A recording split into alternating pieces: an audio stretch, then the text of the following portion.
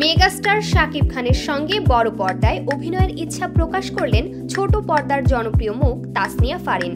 একটি পুরস্কার বিতরণী অনুষ্ঠানে শাকিবের হাত ধরে এক মঞ্চে দাঁড়িয়ে এই ইচ্ছা প্রকাশ করেন অভিনেত্রী।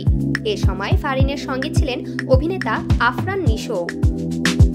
সদ্যই অনুষ্ঠিত হয়ে গেল মেরিল প্রথম আলো পুরস্কার 2024-এর এবারের আসর।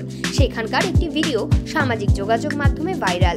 সেখানে শাকিব, ফারিন ও নিশোকে এক মঞ্চে দেখা যায়। এ সময় আফরান নিশোকে খোঁচাও মারেন ফারিন।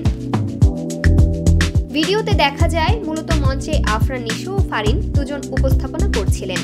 তখন শাকিবকে পেয়ে মজা করে ফারিন বলেন, ভাইয়া আপনি অনেক সিনেমা করছেন, আমারও একটা সিনেমা আসছে সামনে, ইধিকা তো আছেই, কিন্তু প্লিজ আপনার নেক্সট সিনেমায় আমি কি অডিশন দিতে পারি?